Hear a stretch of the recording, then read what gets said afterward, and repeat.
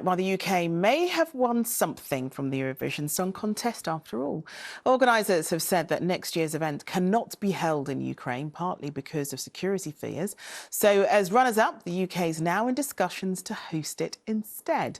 Welcome back. Boris Johnson has made a second surprise visit to Kyiv to announce a major training programme for thousands of Ukrainian soldiers. He met with President Zelensky and said he completely understood why Ukraine can make no compromise with President Putin. The Prime Minister's trip comes hot on the heels of the leaders of France, Germany and Italy. And he couldn't help mentioning it, as our Europe editor James Mates reports from Ukraine. He's a popular visitor here, and it seems he enjoys coming. For the second time since this war began, Boris Johnson walks the streets of Kyiv, mobbed by locals and press. Whatever the views of him elsewhere, Ukrainians are genuinely grateful for the lead the UK has taken in sending arms and confronting Russia. Mr. Johnson! Thank you. Hello. The official purpose of the visit was to announce a major training programme for Ukrainian forces to be spearheaded by the UK, with the potential, they say, to train up to 10,000 soldiers every 4 months. But of course, coming in person is more about a visible, morale-boosting show of support. Just 24 hours ago, the leaders of France, Germany and Italy were here on their first visit, something Boris Johnson couldn't resist mentioning. Life is coming back to the streets, to the cafes, to the restaurants. It's much livelier, I think, than it was just a few weeks ago when you and I went on our impromptu walkabout. Vladimir, and that's a very positive thing. It's good to see visitors, let me put it this way, from other European countries coming to Kyiv. So Vladimir, we're here once again to underline that we are with you to give you the strategic endurance that you will need. From Ukraine's President Zelensky, the warmest of welcomes. A friend of the entire Ukraine and the friend of freedom, Boris Johnson, the Prime Minister.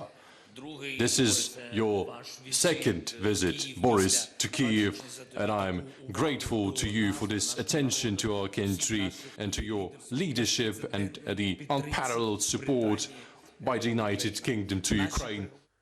During their talks, it appears that Johnson presented Zelensky with a biography of the Queen. That may have to wait until after this battle for national survival is over. But these have been a good couple of days for Zelensky, moving rapidly towards candidate status for membership of the EU, and with Western leaders almost competing with each other in their promises of support. His biggest worry may be that the West loses interest. There's little sign of that right now. James Mates, ITV News, Ukraine. Well, our Deputy Political Editor, Anushka Asthana, is in Downing Street for us tonight. Anushka, do you think being seen as statesman-like on the world stage is what the Prime Minister needs right now, given his recent struggles?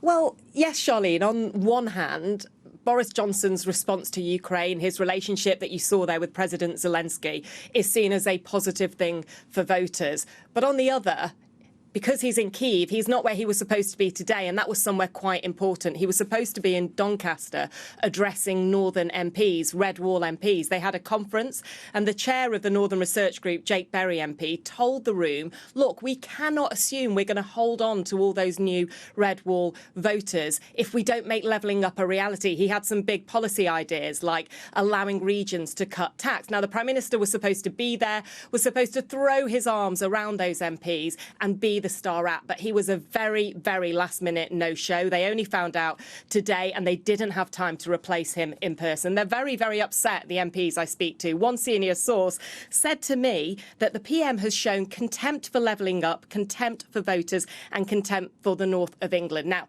those are words spoken when seeing red, and clearly a Ukraine visit happens very last minute, but not a great optic ahead of the Wakefield by-election. And on top of that, we've had a leaked letter today from Lord Geidt, the ethics advisor who resigned, and he has made clear it wasn't about steel and technical issues. It was a bigger question about the Prime Minister trying to use him for cover.